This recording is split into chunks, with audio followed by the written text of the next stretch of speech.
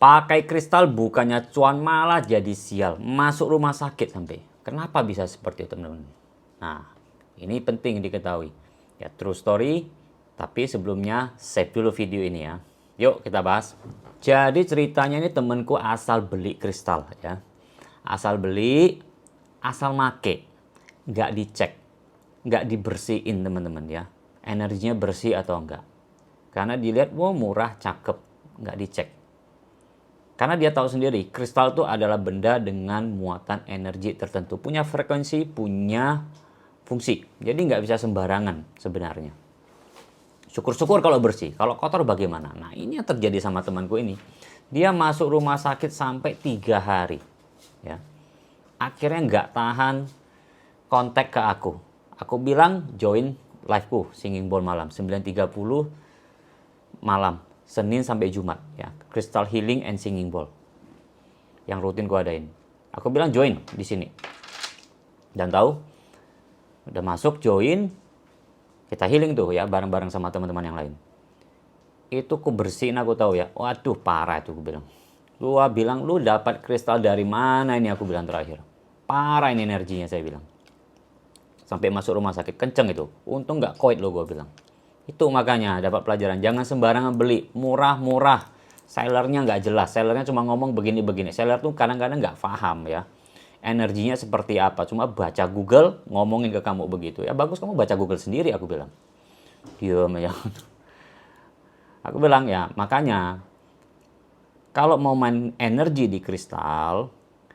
Harus cari orang yang benar-benar paham. Energi kristal seperti apa, cara ngaktifasi bagaimana, program bagaimana, baru minimal harus bersih kristal itu, bukan sembarangan.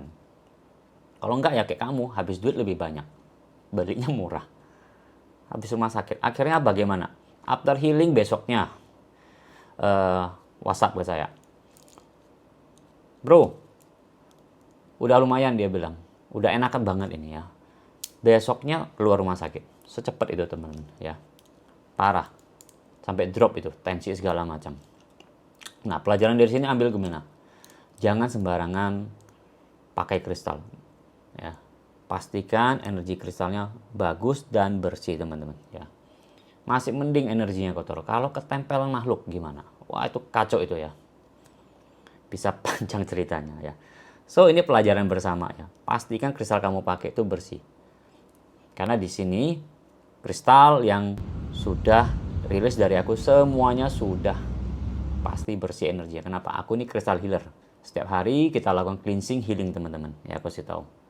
Dan itu aku lakukan semua personal. So energinya pasti bagus. Makanya banyak teman-teman yang pakai kristalku itu ngefeknya cepet ya. Dapat cuan tiba-tiba. Dan kebanyakan ya yang ngambil kristal itu di tempatku itu berulang-ulang teman-teman. Orang lama yang beli terus. So bukan new. Kenapa? Mereka tahu kualitasnya seperti apa. Nah, kalau kamu mau paham mengenai lebih energi, frekuensi, cakra, aura teman-teman, kamu boleh ikut kelas meditasiku di Awakening di Bali ya, tanggal 5 sampai 7 Juli 2024 di Hotel Tegasari. Sebelahnya Monkey Forest saja. Ya, di sini meditasi ini akan banyak bantu kamu kalau kamu yang terutama yang lagi spiritual awakening teman-teman. Dan kamu bisa merasakan aura, cakra, energi lebih baik lagi ya. Kamu baca sendiri deh nanti di kolomnya. Ya. Kalau kamu yang pernah ngalamin kayak tadi ya pakai kristal, bukannya untung malah buntung jadi sial ya. Boleh komen. Yuk kita bahas lagi.